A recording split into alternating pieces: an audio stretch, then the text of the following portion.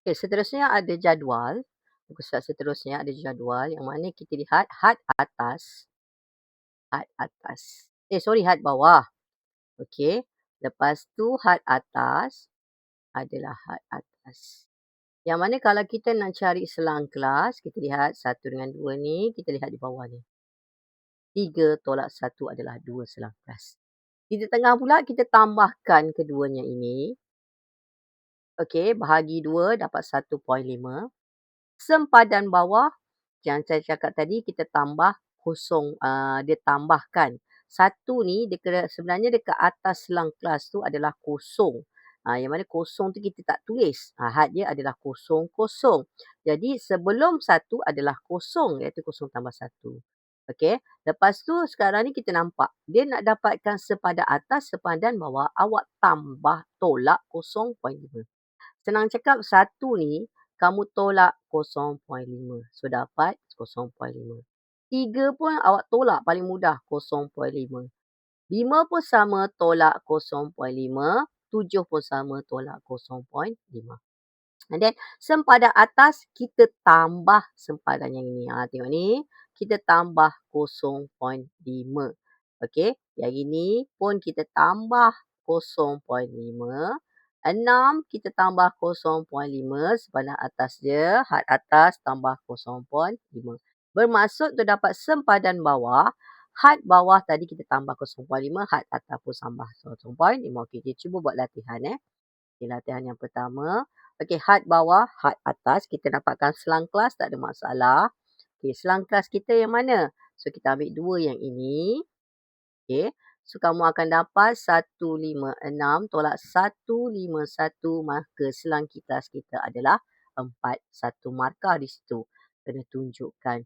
So, untuk yang pertama, kita cari titik tengah. Saya buat satu persatu. Allah, bergeraklah pula sekejap.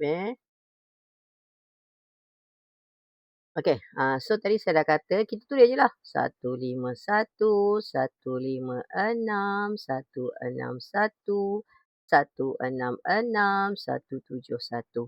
And then sepadan atas, had atas kita tulis 155, 160, 165, 170, 175.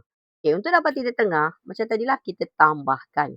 155 tambah 151, kita akan dapat, itu bahagi dengan 2. So, kita akan dapat 306 bahagi 2. So, 306 bermaksud jawapan kita adalah 153. So, kat sini 153. Okay. Sama juga kita ada 156 tambah 160, kita bagi 2. So, kita akan dapat sini 316 bahagi 2 bermaksud 158. Okay, 158. Okay, biasanya kita akan buat 2 je mudah. Okay, and then seterusnya kita tukar nombor dia. Ini 3 kan, kita ambil yang belakang tu. Okay, dia tak nak lah. Cikgu punya ni. Sekejap. Dia tak kawan. Okay. Okey, kita ambil balik. Okey, dia biasanya kita tukar yang dah ni ni. Ni. Ni 5 kan? Kan sini semua 5 kan? Ni 5 kan? Ni 5. Sekarang kita tengok. Sekarang ini 6. Betul? So kita tukar je lah. 163, 168. So sekarang ni 7. 173. Dah tak payah kira. Cukup kira 2 saja. Biasanya lah. Untuk mudahkan awak. Okey. So kita lihat pula untuk yang seterusnya. Okay, yang seterusnya kita nak cari sepadan atas, sepadan bawah. Tadi saya dah terangkan, sepadan atas, sepadan bawah tu kamu tambahkan. Sepadan atas, sepadan bawah kamu tambah 0.5. Dia laju ni kenapa? Sekejap ya. Inilah kita masalah teknikal.